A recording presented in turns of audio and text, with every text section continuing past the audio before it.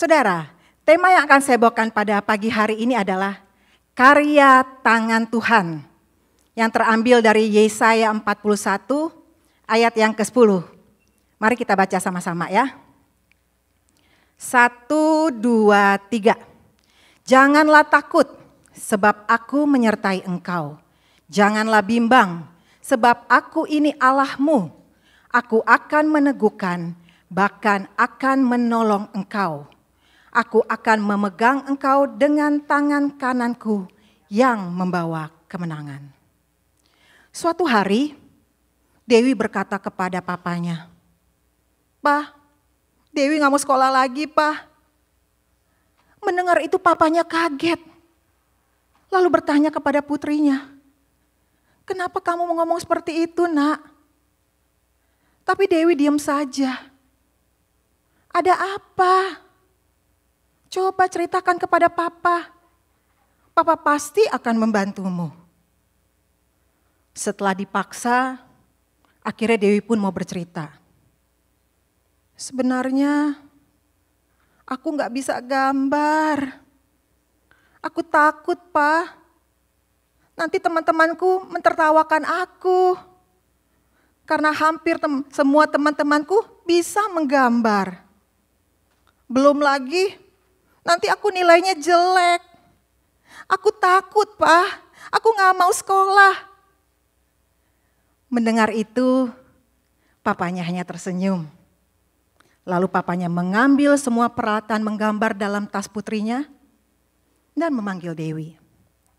"Nak, kemarilah. Coba menggambar. Papa akan membantumu." Lalu Dewi mengambil pensil dari tangan papanya dan mencoba menggambar. Beberapa kali dicoba, tetap gagal juga. Melihat itu, papanya tidak tinggal diam. Dia langsung duduk di samping anaknya, memegang tangan anaknya, dan memberikan komando agar anaknya mengikuti gerakan tangan papanya. Berlahan-lahan, tangan anak yang berusia 5 tahun itu sudah tidak kaku lagi. Dan papanya mulai melepaskan tangannya dan membiarkan anaknya menggambar. Tak lama kemudian, Dewi berteriak kegirangan, "Hore, aku bisa gambar! Pak, aku bisa gambar! Besok aku mau sekolah ya, Pak." Saudara, ada kalanya kita bersikap seperti anak perempuan ini. Kita takut menghadapi banyak hal dalam hidup ini. Dan ketakutan membuat kita semakin melupakan bahwa ada sepasang tangan yang mampu menuntun dan menolong kita. Saudara, konteks dari ayat di atas adalah kekuatan dan penghiburan yang diberikan oleh Tuhan kepada bangsa Israel ketika mereka dalam pembuangan di negeri Babel. Saat itu bangsa Israel sedang tertekan, sedang tergoncang, dan mereka tidak memiliki harapan akan masa depan mereka. Lalu mereka berseru kepada Tuhan di tengah kesusahan mereka. Dan Tuhan berbicara kepada mereka melalui Nabi Yesaya, bahwa Dia berjanji akan menolong bangsa Israel dengan mengirimkan seorang pembebas bagi umatnya, yaitu Raja Koresi dari Persia. Dan karya Tuhan inilah saudara, yang menjadi alasan bagi bangsa Israel untuk tidak menjadi takut. Saya tidak tahu dengan kondisi saudara hari ini. Mungkin hari ini saudara juga mengalami mirip dengan mereka yang ada di pembuangan. Konteks kita di Amerika, pembuangannya bisa macam-macam. Ada yang dalam tekanan, ada yang dalam penderitaan, ada yang mengalami kesusahan-kesusahan, dan lain sebagainya.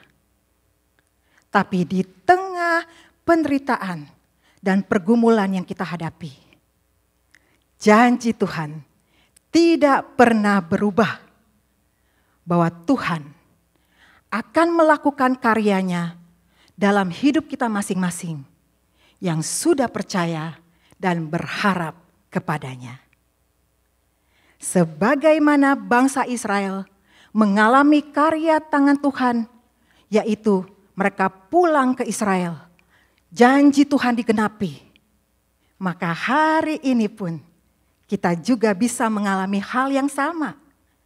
Mengalami karya tangan Tuhan yang memulihkan segala penderitaan kita, segala tekanan kita, segala kesusahan kita, dan berbagai macam pergumulan kita. Lalu pertanyaannya, apa karya tangan Tuhan itu? Pertama, tangan Tuhan yang meneguhkan. Saudara, konteks dalam ayat ini, tidak semua bangsa Israel bertahan ketika mereka dalam pembuangan di negeri Babel.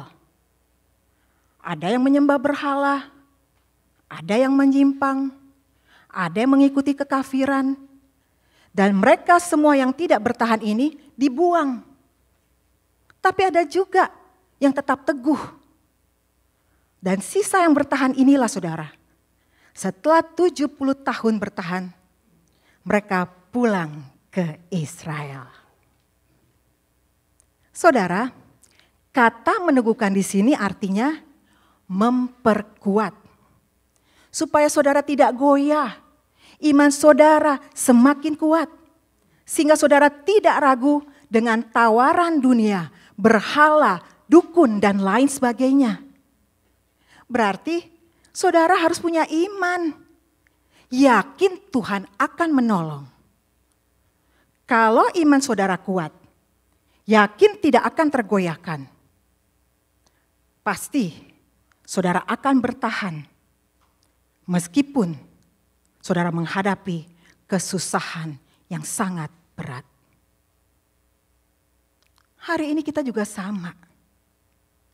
Kita mengalami berbagai macam godaan.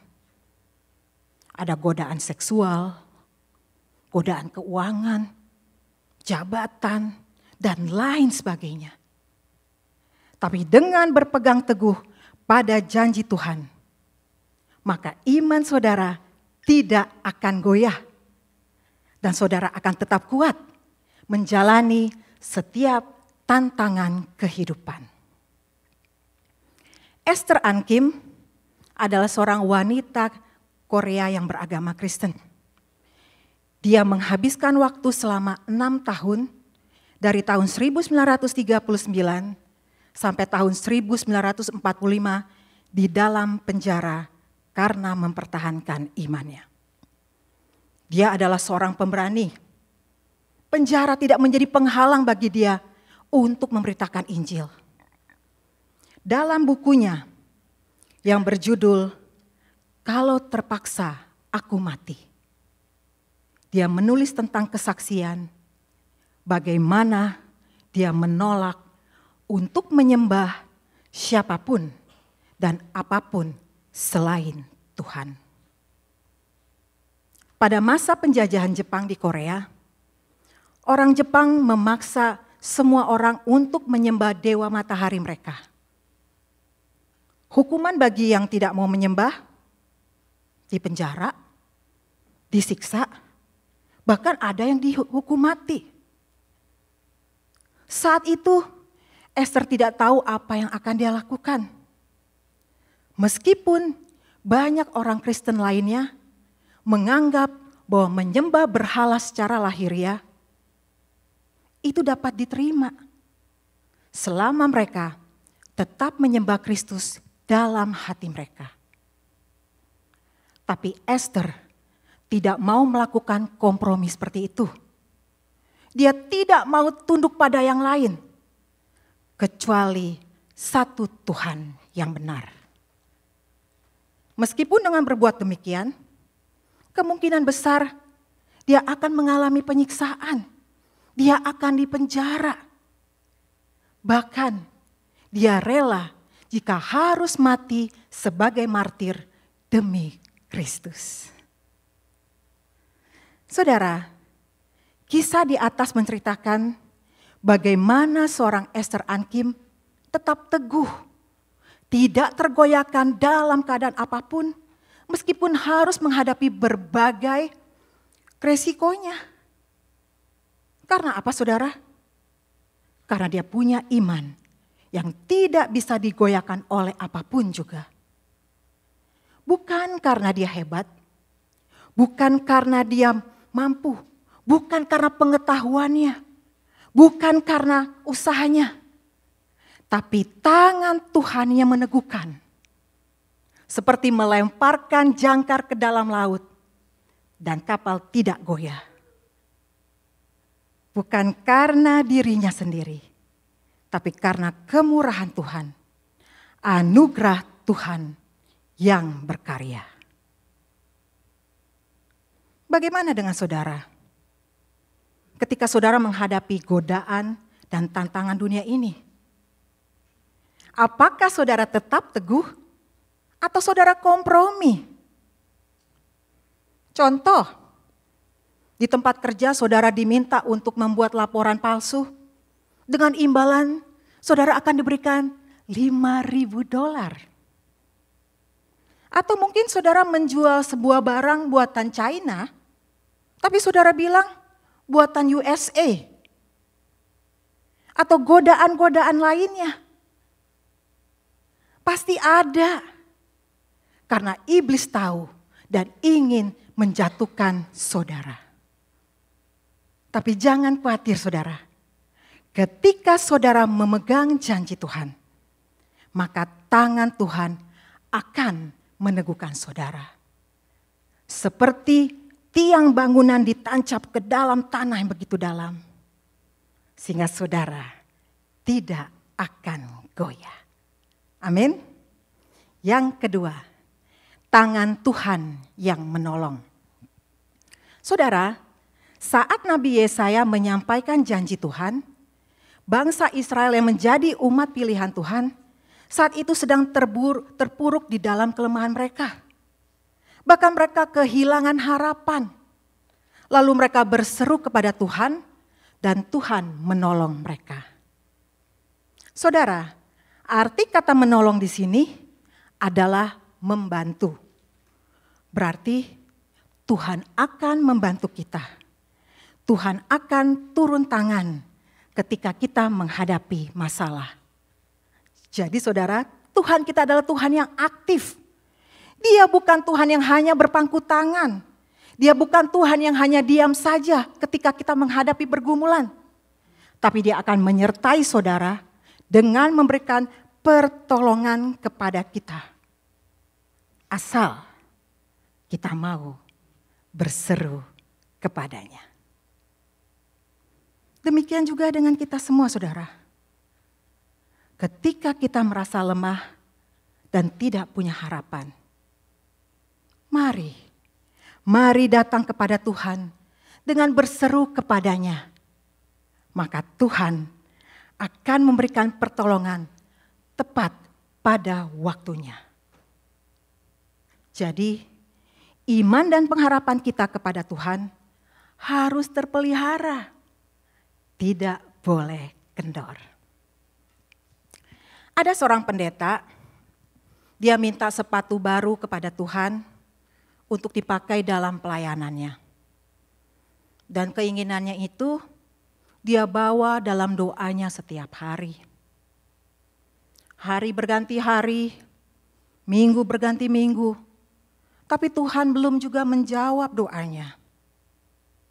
Memasuki bulan ketiga, pendeta ini berdoa kepada Tuhan. Tuhan, aku sudah berdoa kepadamu selama 2 bulan ini. Kenapa kau belum menjawab doaku? Lalu dengan nada kesal dan sedikit marah, pendeta ini berkata dalam doanya, terserah Tuhan deh, mau jawab doa saya atau enggak. Terserah Tuhan juga, model sepatu apa yang Tuhan mau kasih pada saya. Beberapa jam kemudian, terdengar pintu rumah Pak Pendeta diketuk oleh seseorang. Dalam hati Pak Pendeta, Puji Tuhan, pasti ini jawaban doaku. Lalu Pak Pendeta cepat-cepat membuka pintu rumahnya. Waktu dia buka, ternyata yang datang seorang pemuda dari jemaat yang dia pimpin. Lalu pemuda ini menjelaskan maksud kedatangannya. Ingin memberikan sepatu kepada Pak Pendeta. Wah, mendengar itu Pak Pendeta gembira, senang sekali. Lalu cepat-cepat mengambil dan membuka kado pemberian dari pemuda itu. Setelah dibuka kadonya, pendeta kaget. Ternyata dia mendapat sepatu olahraga. Lalu dengan perasaan kecewa pemuda ini berkata, Pak Pendeta ini berkata, saya berdoa untuk sepatu kulit. Tapi kenapa kamu membelikan saya sepatu olahraga? Lalu pemuda ini berkata, Pak Pendeta, awalnya saya ke toko sepatu, memang mau membelikan sepatu kulit buat Bapak. Tapi saat saya sedang memilih-milih sepatu, tiba-tiba saya melihat ada sepasang sepatu olahraga yang cukup bagus. Lalu saya ingat, kalau Pak Pendeta perlu berolahraga. Karena Bapak terlihat gemuk sekarang ini. Jadinya Pak, saya beli deh sepatu olahraga buat Bapak. Lalu Pak Pendeta, dia teringat akan doanya dengan berkata kepada Tuhan, terserah Tuhan saja deh, sepatu apa yang Tuhan mau kasih kepada saya. Saudara, ilustrasi di atas ini seringkali terjadi dalam kehidupan kita. Kita sering meragukan pertolongan Tuhan. Padahal Tuhan tidak pernah terlambat di dalam menjawab permohonan kita. Dia adalah Tuhan yang berkuasa dan sanggup menciptakan sesuatu yang tidak ada menjadi ada. Dia bukan seperti manusia yang membuat sesuatu yang baru dari bahan yang sudah ada.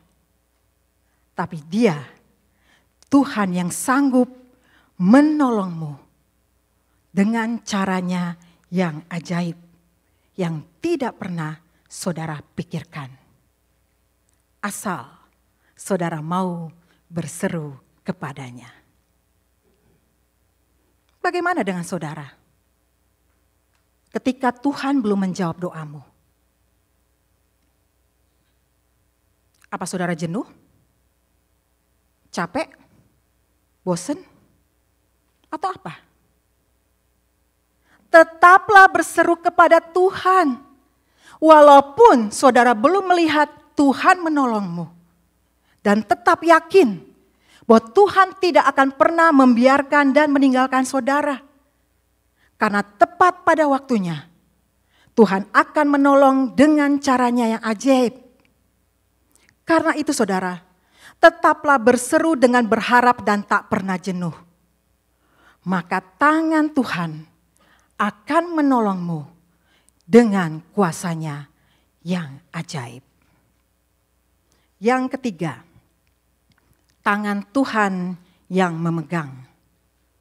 Saudara, dalam ayat ke-10c ada istilah, aku akan memegang engkau dengan tangan kananku yang membawa kemenangan. Istilah memegang di sini artinya menggenggam, sekaligus juga melindungi dan juga memimpin ke depan sampai tujuan. Supaya saudara tidak tergelincir, supaya saudara tidak terpleset, supaya saudara tidak terhilang. Dan juga sekaligus memegang itu adalah menuntun menuju kemenangan. Contohnya seperti seorang anak menyeberang jalan. Ayahnya akan memegang tangan anak itu supaya anak itu tidak lari ke kiri dan ke kanan. Dan sekaligus juga memimpin ke seberang dengan selamat. Selanjutnya, istilah tangan kanan di sini cukup menarik. Bahwa Tuhan ingin menegaskan secara spesifik. tangan mana yang dia gunakan untuk memegang umatnya, yaitu tangan kanan. Tangan kanan menyimbolkan sesuatu yang kuat. Tangan kanan menggambarkan keperkasaan. Artinya ada sebuah jaminan, ada sebuah perlindungan. Karena itu saudara, jika Tuhan memegang kita dengan tangan kanannya, pasti akan membawa kemenangan. Kemenangan apa? Kemenangan di sini bukan menang lotre, bukan bicara fisikal, bukan bicara material, tapi berbicara soal spiritual, yaitu menang terhadap 3 hal. Menang atas godaan dosa, menang atas cobaan iblis, dan menang atas daya tarik dunia. Dan ini menjadi peperangan rohani kita. Dan kemenangan ini harus diperjuangkan secara proses dan terus-menerus sampai kita dimuliakan bertemu Tuhan. Permisi tanya, selama ini saudara mengalami apa? Godaan apa? Cobaan apa? Daya tarik apa? 3 hal ini yang mencoba untuk menjatuhkan iman saudara. Apakah saudara mengalami kemenangan-kemenangan itu? Tanda seseorang atau saudara sungguh-sungguh mengalami karya tangan Tuhan yang membawa kemenangan itu, kalau saudara mengalami pengalaman kemenangan bersama Tuhan. Itu murid yang sejati, mengalami kemenangan demi kemenangan. Wanda Johnson adalah seorang single parent yang memiliki 5 orang anak. Suatu hari dia berjalan ke sebuah tempat pegadaian. Dia berharap mendapat pinjaman sebesar $60 atas TV miliknya. Kemudian terjadilah sesuatu yang aneh.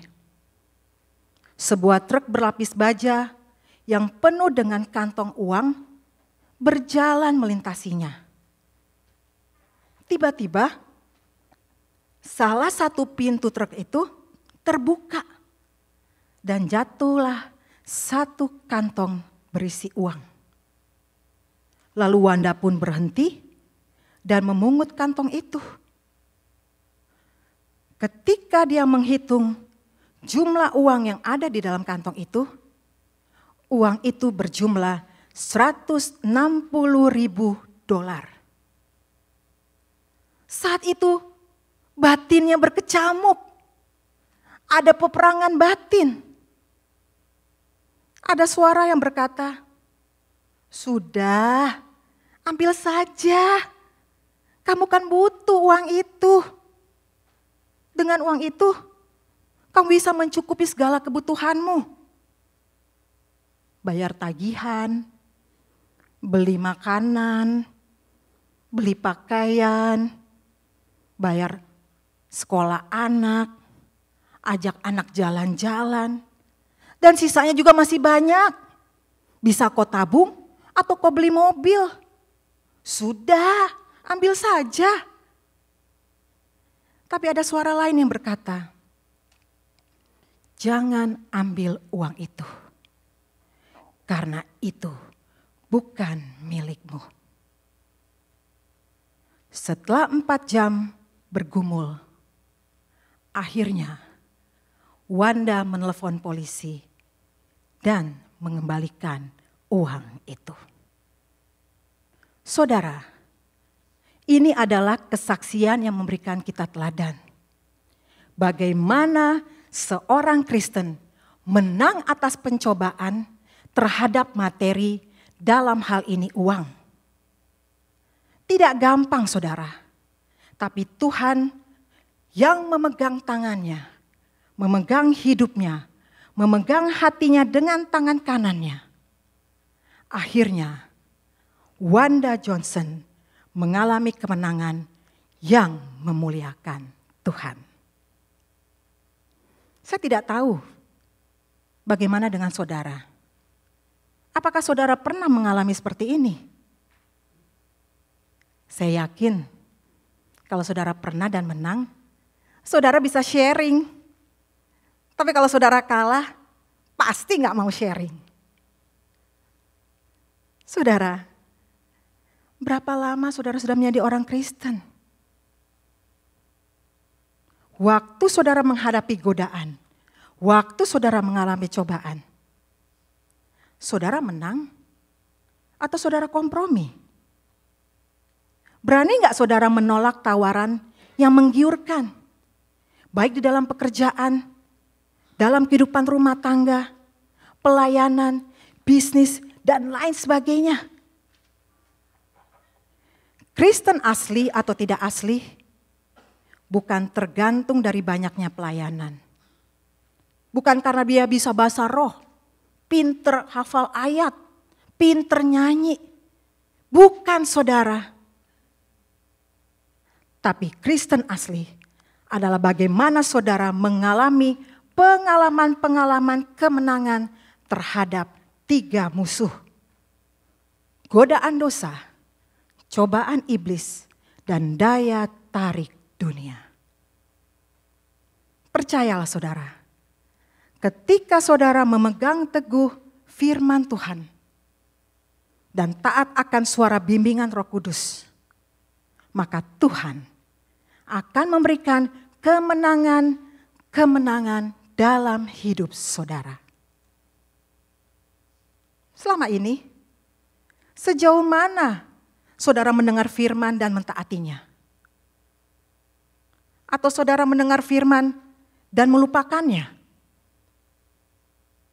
Yakobus 2 ayat 26 berkata, iman tanpa perbuatan adalah mati. Mari kita berdoa. Terima kasih Tuhan untuk kebenaran firman-Mu yang kami pelajari pada pagi hari ini. Berikan kami kesadaran bahwa Tuhan Yesus hadir dalam hidup kami.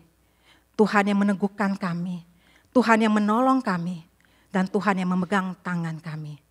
Sehingga kami tidak terjatuh pada saat kami menghadapi pergumulan dan masalah. Karena kami memiliki Tuhan yang sanggup menolong kami. Terima kasih Tuhan Yesus. Terima kasih kami memiliki Allah seperti Engkau. Dan tolong setiap kami Tuhan, untuk tidak saja mendengar firman tapi melupakannya. Tapi seperti Yakobus berkata Tuhan, iman tanpa perbuatan adalah mati. Karena itu kami ingin berbuah bagi Tuhan. Ketika kami mendengar firman Tuhan, kami juga melakukan dan mentaatinya. Di dalam nama Tuhan Yesus, kami berdoa dan mengucap syukur kepada Bapa di surga. Amin.